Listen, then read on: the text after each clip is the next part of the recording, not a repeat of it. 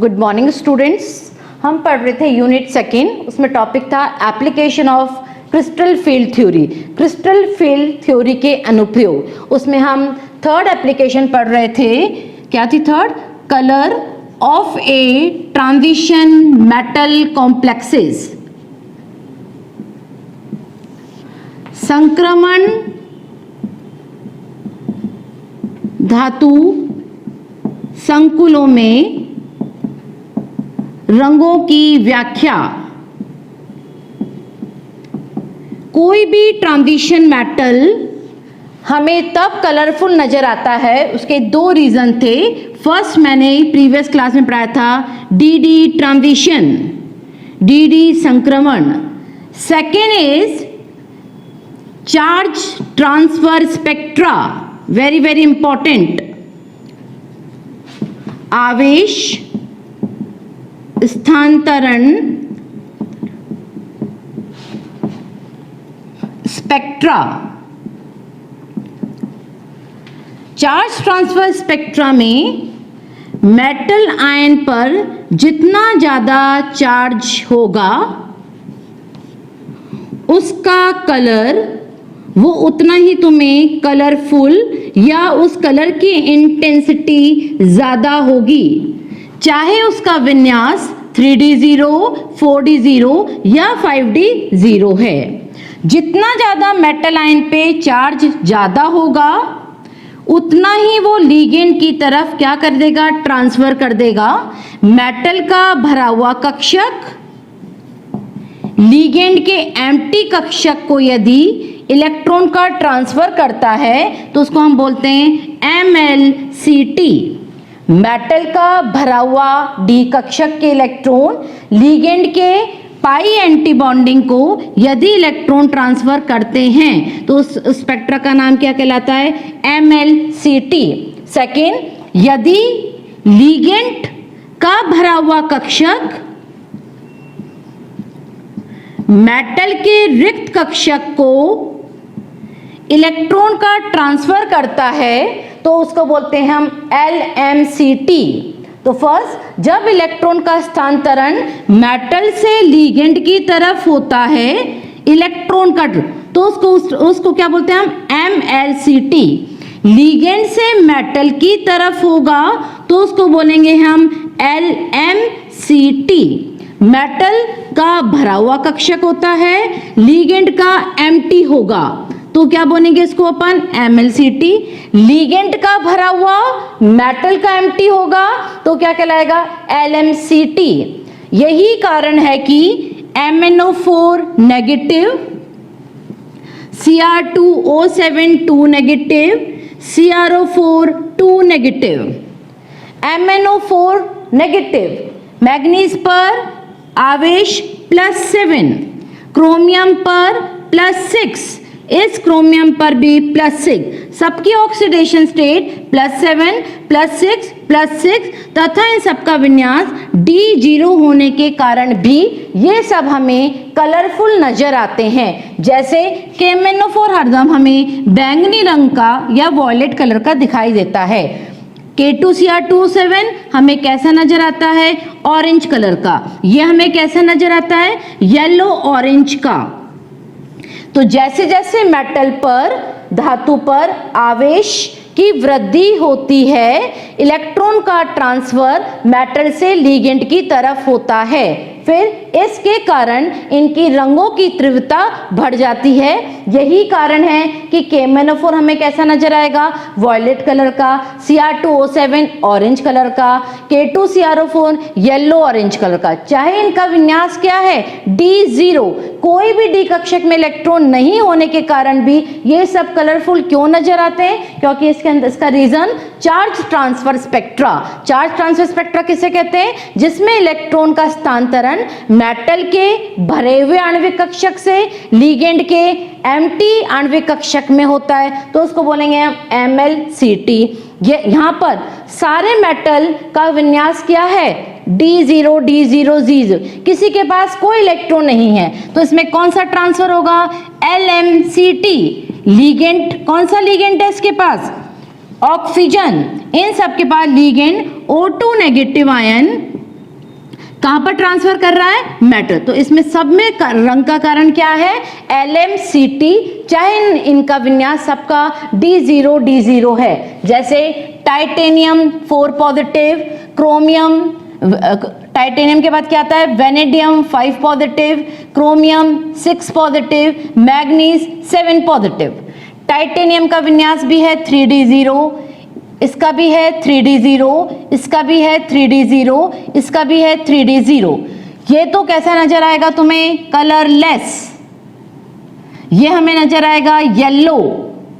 ये कैसा नजर आएगा तुम्हें? ऑरेंज। और ये किसका नजर आएगा? वॉयलेट। क्यों वॉयलेट हो रहा है? जैसे जैसे इस पर आवेश की मात्रा बढ़ रही है मेटल पर, वो उसमें क्या ज्यादा हो रहा है? Charge transfer spectra.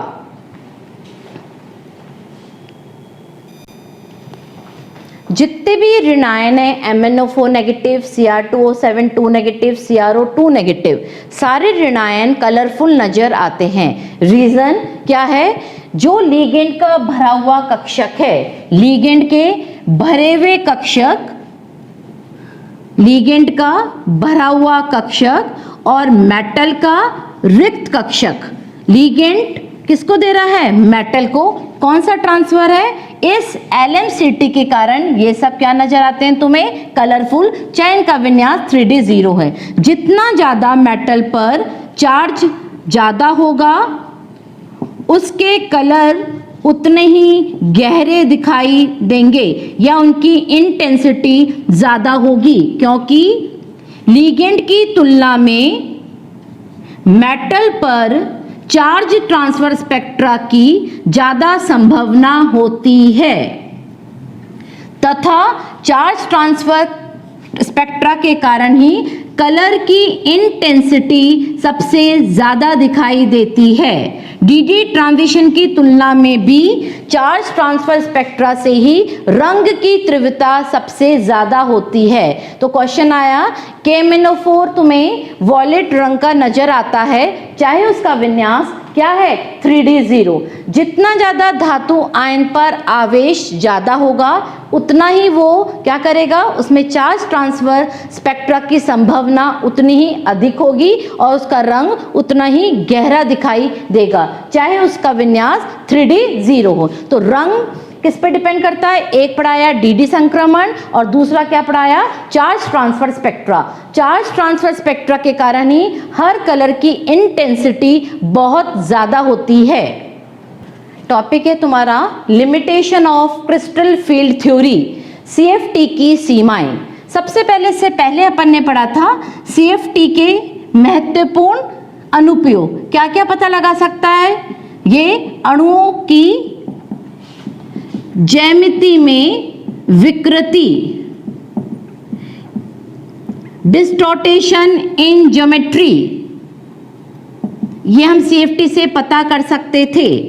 सेकंड, हम इससे क्या पता लगा सकते हैं? रंग, colour of a transition metal complexes. Third, इससे हम मैग्नेटिक प्रॉपर्टी या चुंबकीय गुण के बारे में पता लगा सकते हैं, चुंबकीय गुण के बारे में पता लगा सकते हैं। फोर्थ, इससे हम संकुलों में ज्यामिति का निर्धारण,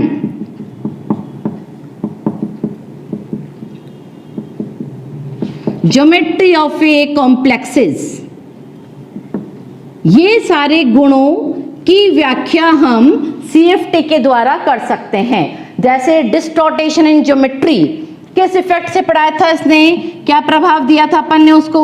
जॉन टेलर इफेक्ट। किस में देखा गया था? D9 आयन में, कॉपर 2 पॉजिटिव आयन, जिसमें T2G कक्षक और EG कक्षक का पुनः विभाजन हो जाता है। इस विभाजन से जो ऊर्जा मुक्त होती है या स्थायीकरण के कारण ही इसे अपन जॉन टेलर प्रभाव कहते हैं। इसके कारण ही इसकी ज्योमेट्री का नाम क्या बोलते थे अपन?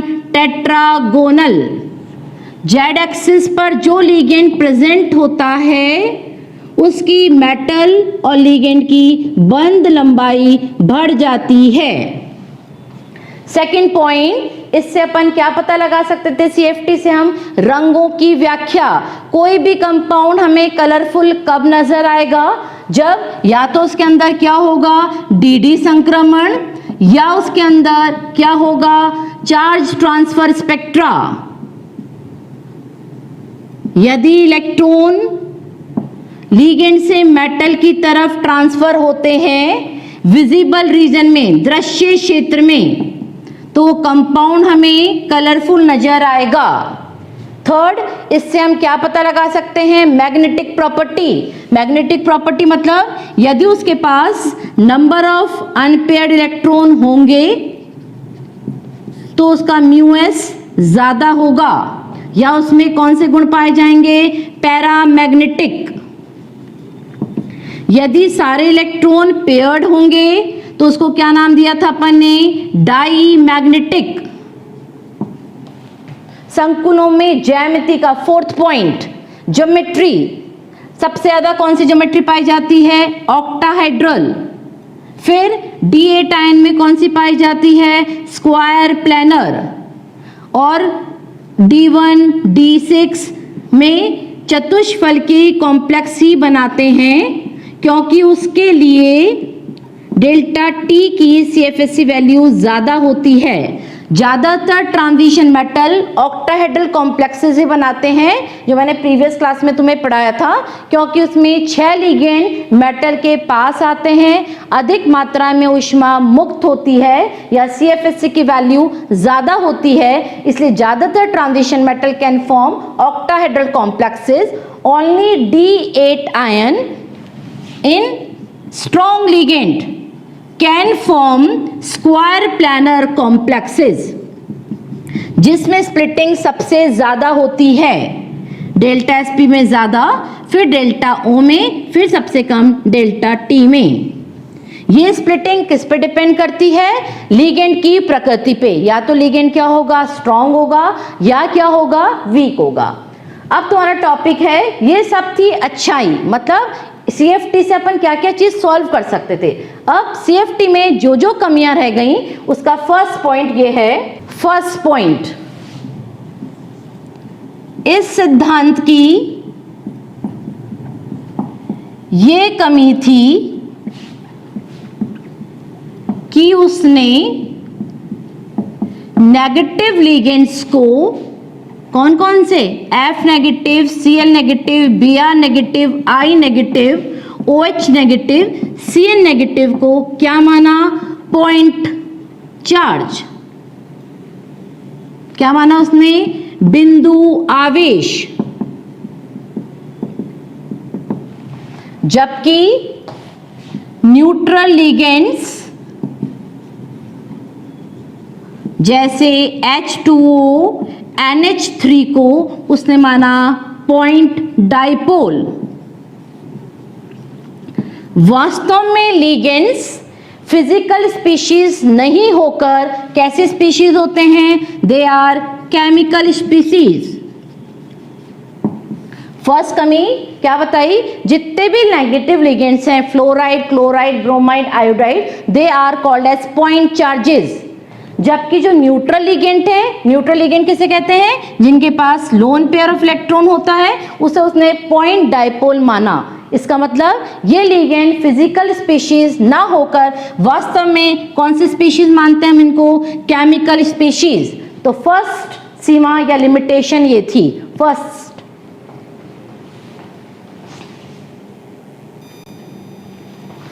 सेकेंड लिमिटेशन इज, CFT ने जो लिगेंड की स्पेक्ट्रोकेमिकल सीरीज दी थी,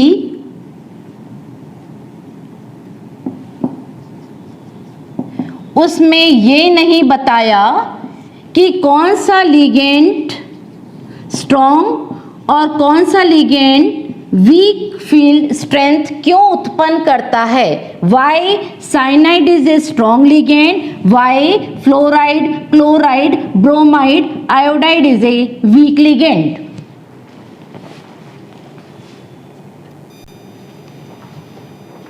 थर्ड पॉइंट, CFT के अनुसार मेटल लिगेंड बॉन्ड पूर्णतः आयनिक होते हैं। ये बात बिल्कुल सही है। इसलिए नेगेटिव लिगेंड को न्यूट्रल लिगेंड से पहले स्पेक्ट्रोकेमिकल सीरीज में आना चाहिए था, मगर ऐसा नहीं होता है। नेगेटिव लिगेंड को न्यूट्रल लिगेंड से पहले स्पेक्ट्रोकेमिकल सीरीज में आना चाहिए था। For example, first OH negative ligand H2O की तुलना में दुर्बल होता है, लेकिन उसे प्रबल होना चाहिए।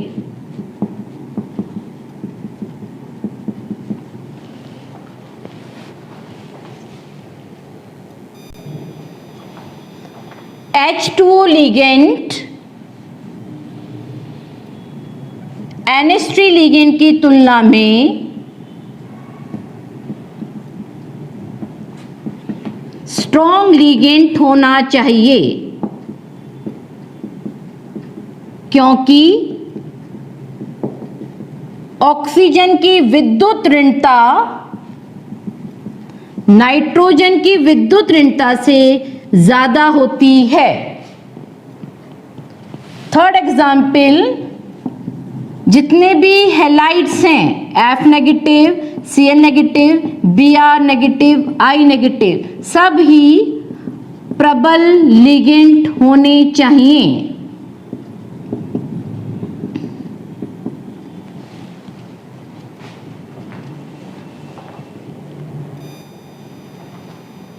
फोर्थ सीमा या फोर्थ लिमिटेशन, CFT ने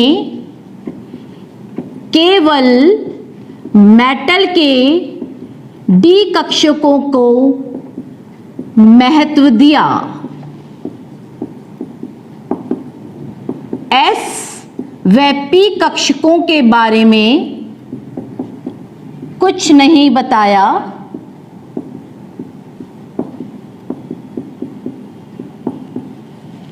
जितने भी जो लिगेंड्स हैं, जितने भी जो लिगेंड है अकॉर्डिंग टू CFT, इसने उसको क्या माना? Physical species. फिजिकल स्पीशीज मानने के कारण ही उसने लिगेंड के ऑर्बिटल के महत्व को नहीं समझाया।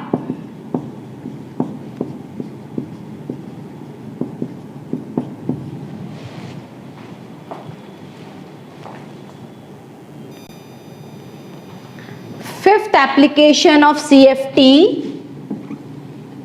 CFT के अनुसार मेटल तथा लिगेंड के बीच में जो बॉन्ड होता है वो आयनिक होता है, मगर ये इसके लिए कोई भी तर्क नहीं दिया गया। प्रैक्टिकली प्रूफ किया गया कि मेटल तथा लिगेंड में क्या होती है? ओवरलैपिंग। इस अतिव्यापन से इसमें सहसंयोजक बंध बनता है। इट मीन्स मेटल तथा लिगेंड के बीच में कौन सा बॉन्ड पाया जाता है? Sigma bond. इस बॉन्ड के बहुत सारे प्रूफ दिए गए। फर्स्ट प्रूफ इसने दिया गया, ESR spectrum of iridium Cl6 2 negative. Second, उसने प्रूफ दिया गया कि इसमें मेटल लिगेंड में ओवरलैपिंग होती है। Absorption spectrum of titanium H2O का 6 पॉजिटिव। तो फर्स्ट कमी क्या थी कि जो भी लिगेंड्स नेगेटिव होते हैं, जैसे F negative, Cl negative, Br negative, they are known as point charge. जबकि जिनके पास लोन पेयर ऑफ इलेक्ट्रॉन होते हैं H2O, NH3, they are known as point dipole. इसलिए लिगेंड फिजिकल स्पीशीज ना होकर एक्चुअल में केमिकल स्पीशीज होनी चाहिए। सेकेंड, सेफ्टी की कमी। जो भी लिगेंड स्पेक्ट्रोकेमिकल सीरीज में हमने अरेंज किए गए उसकी व्याख्या नहीं की कि क्यों लिगेंड, कोई लिगेंड स्ट्रॉन्ग फील्ड उत्पन्न करता है, कौन सा लिगेंड दुर्बल फील्ड उत्पन्न करता है। सीएफटी के अनुसार मेटल लिगेंड बॉन्ड पूर्णतः आयनिक होते हैं, ये सही बात है। तो न्यूट्रल लिगेंड से पहले हमें नेगेटिव लिगेंड को स्पेक्ट्रोकेमिकल सीरीज में लाना चाहिए था, मगर ऐसा नहीं होता है। OH नेगेटिव H2 की तुलना में दुर्बल होता है, लेकिन उसे प्रबल होना चाहिए। सेकेंड, H2 लिगेंड NH3 की तुलना में स्ट्रॉन्ग होना चाहिए, क्योंकि ऑक्सीजन की विद्युत ऋणता नाइट्रोजन की विद्युत ऋणता से अधिक है। फोर्थ, CFT की कमी। केवल इसने मेटल के d ऑर्बिटल के बारे में बताया, S और P का कुछ नहीं बताया। लिगेंड को उसने फिजिकल स्पीशीज माना, इसलिए उसने लिगेंड के ऑर्बिटल को कोई महत्व नहीं दिया। फिफ्थ पॉइंट, उसने मेटल और लिगेंड के बॉन्ड को क्या माना था, आयनिक, मगर उसके बारे में कोई तर्क नहीं दिए गए।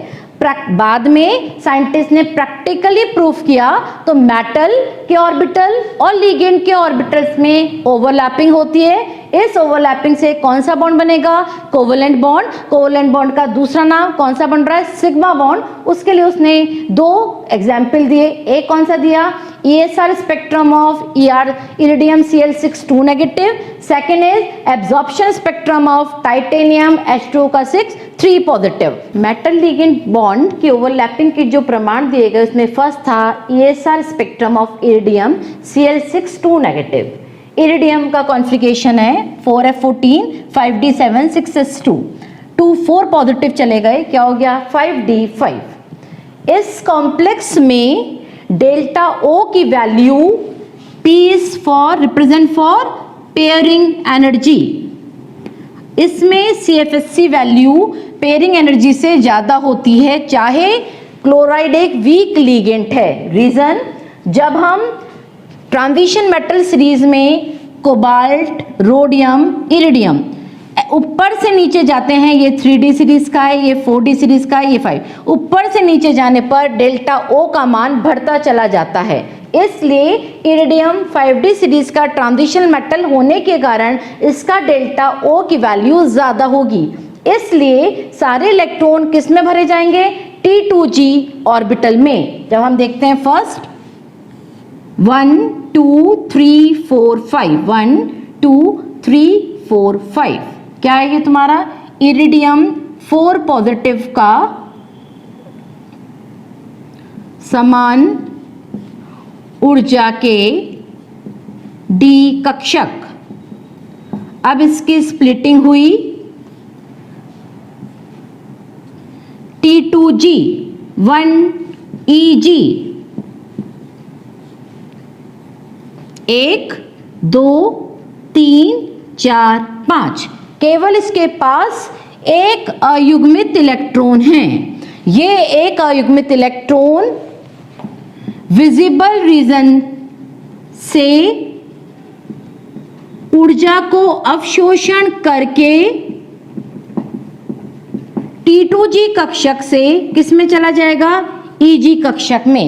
इसलिए हमें केवल एक बैंड ही नजर आना चाहिए। ये क्या प्रूफ करता है कि मेटल और लिगेंड के बीच में क्या कौन सा बॉन्ड प्रेजेंट है, आयनिक बॉन्ड। मतलब कॉम्प्लेक्स में कौन सा बॉन्ड पाया गया, आयनिक बॉन्ड। मगर जब हम इस इरिडियम Cl6 नेगेटिव का स्पेक्ट्रम देखते हैं तो इसमें एक बैंड ना होकर कम से कम इसमें 6 हाइपरफाइन स्पेक्ट्रम पाए जाते हैं। रीजन, ये एक अनपेयर्ड इलेक्ट्रॉन इरिडियम का 4 पॉजिटिव 6 Cl नेगेटिव पर डीलोकलाइज्ड हो जाता है, जिसके कारण इसके स्पेक्ट्रम को हम क्या बोलते हैं? Hyper fine spectrum. कैसे बनेगा hyper fine spectrum? 1 2 3 4 5 6। It is a ESR spectrum of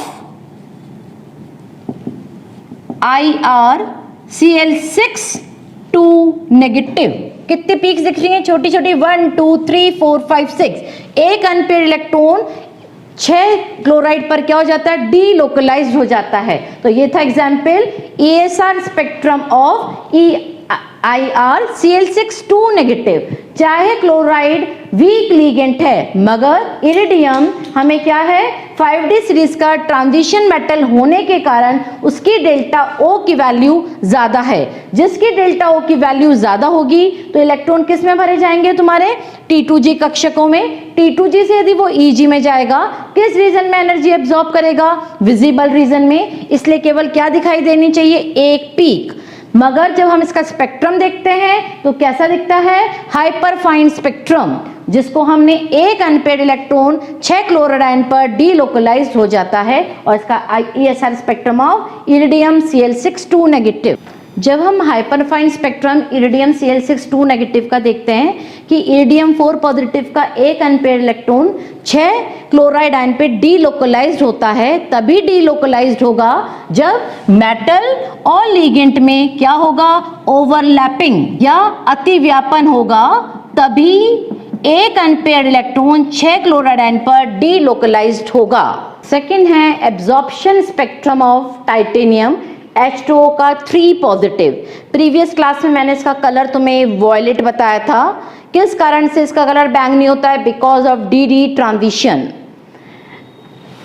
एक सिलेक्शन रूल था लपर्टी सिलेक्शन रूल। लेपर्ट चेन नियम।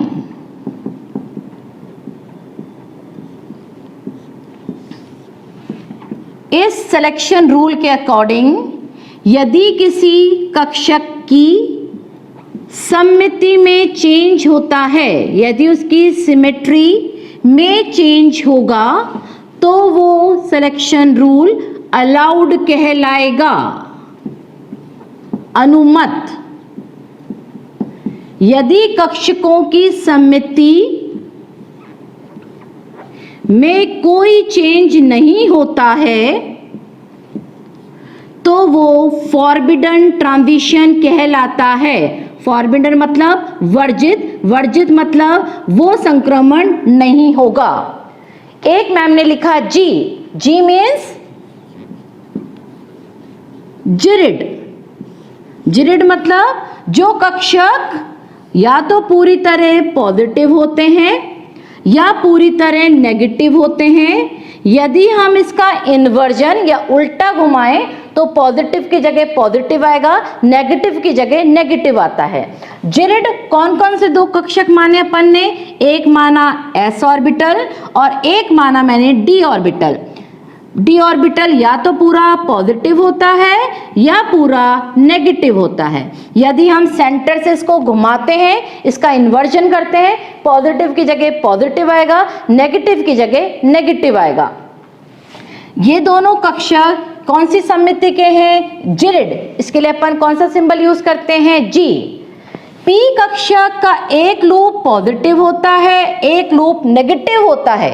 इन्वर्जन करने पर पॉजिटिव की जगह नेगेटिव, नेगेटिव की जगह पॉजिटिव आ जाते हैं, इसलिए इसको हम कौन सा मानते हैं? अनजिरिड। क्या सिंबल लिखेंगे इसके लिए? U। तो S and D have jirid symmetry while P has unjirid symmetry। यदि कोई भी सिलेक्शन रूल, यदि ऑर्बिटल की सिमेट्री चेंज हो रही है, मतलब या तो वो S से P में जा रहे हैं, P से D में जा रहे हैं या D से S में जा रहे हैं, ये होगा, ये भी होगा, ये नहीं होगा। रीजन S की सिमेट्री क्या है? जिरिड, वाइल P की है अनजिरिड। P की है अनजिरिड, D की है जिरिड। इन दोनों में दोनों की क्या है, जिरिड जिरिड, जिसमें दोनों की सम्मिति जिरिड जिरिड होगी वो लपर्टी सिलेक्शन रूल के अकॉर्डिंग क्या माना जाएगा, फॉरबिडन। अब जितने भी डी ट्रांजिशंस हैं, डी ट्रांजिशन T2G से किस में जा रहे हैं, EG में, अकॉर्डिंग टू लपर्टी सिलेक्शन रूल ये सारे रूल क्या होंगे तुम्हारे, फॉरबिडन। दोनों की सम्मिति जी है, जिरिड से जिरिड जा रहा है, यदि फॉरबिडन होगा तो कोई भी हमें बैंड नहीं नजर आना चाहिए तथा उसकी इंटेंसिटी भी 0 होनी चाहिए, लेकिन ऐसा नहीं होता है। रीजन, मेटल के ऑर्बिटल और लिगेंड के p ऑर्बिटल में मिक्सिंग हो जाती है। क्या बोला मैंने, डी ट्रांजिशन, इसमें कौन सा ट्रांजिशन है, डी ट्रांजिशन। डी दोनों की सिमेट्री जिरिड से जिरिड, यदि सम्मिति चेंज नहीं होती है तो क्या कहलाएगा, फॉरबिडन। जो बैंड होगा वो बहुत कम दिखाई देगा या उसकी इंटेंसिटी 0 होगी, मगर ऐसा नहीं होता है। रीजन, मेटल के d ऑर्बिटल और लिगेंड के p ऑर्बिटल में ओवरलैपिंग के कारण इसमें क्या हो जाती है, इनकी मिक्सिंग, मेटल में भी p के करेक्टर आ जाते हैं, इसलिए इसके अंदर मेटल लिगमेंट में कौन सा बॉन्ड पाया जाता है, सिग्मा बॉन्ड। इस ओवरलैपिंग के कारण ही हमें क्या दिखाई देता है, एक एब्जॉर्प्शन चौड़ी सी पीक।